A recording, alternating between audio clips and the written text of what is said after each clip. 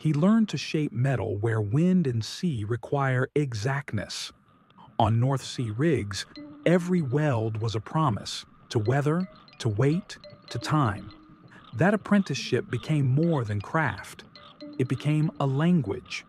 Ronald A. Westerhuis uses stainless steel the way a poet uses a line, to make edges speak, to make light become meaning.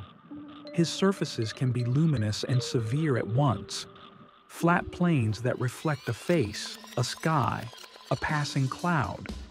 A polished sheet might be no larger than a door, or it might rise like a horizon and reorder the way a street is walked. Scale, for him, is never spectacle for its own sake. Scale is a tool that changes perception. A small mirror panel invites a glance. A towering panel asks a town to change its route. There is a particular rhythm to his projects, an idea, a technical drawing, the fabrication logic, and then the slow, careful work of finishing. He imagines not only form but the way a piece will be made, moved, and finally inhabited. Early in his practice, he made an ambitious gesture, a model for an Olympic flame. It was a bold proposal, a public symbol imagined in stainless and light. Even when a design is not chosen, the act of proposing something that large opens doors. Westerhuis began to travel. Commissions and exhibitions from Zwolle to Shanghai, from plazas in Europe to festival grounds in Asia. There is an industrial logic to his method and a near-intimate finish to his surfaces. He bends, welds, grinds, and polishes. Seams are engineered, not hidden. Up close, you can read the craft. The faint line of a weld, the planed edge, the tiny decision that lets a heavy thing read as an invitation.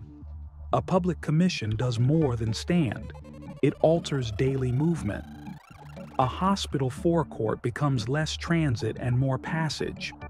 A plaza acquires a moment carved out for attention.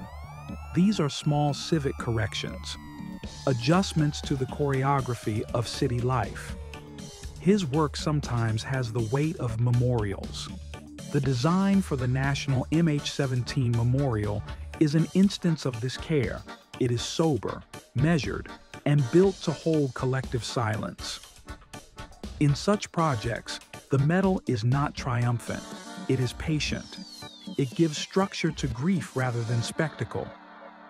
Critics and curators have noted a tension, engineered robustness against a surprising tactility. Polished steel might at first feel remote. Then, gradually, it returns you to yourself, the reflection of your face, the way you shade your eyes, the small action of stepping aside. Museum recognition followed. Museum de Fundatie gathered his works under the title Size Does Matter, bringing studio pieces and public projects into conversation. The exhibition made clear how his concerns move across scale and context. What is private craft becomes public choreography. Westerhuis's practice is also logistical thinking. Large modules are fabricated with the foresight of transport and assembly. Welded sections, bolted joinery, and finishing schedules that anticipate rain, salt, and human touch. He often works with specialist workshops, sometimes in Shanghai, that can produce at scale while keeping a disciplined finish. That global capacity does not remove his local attentions. Each site asks different things. The light in Oslo behaves differently than the light in Milan. A hospital courtyard requires different tolerances than an open festival plaza. He studies these conditions and adjusts material and finish so that each piece belongs to its place.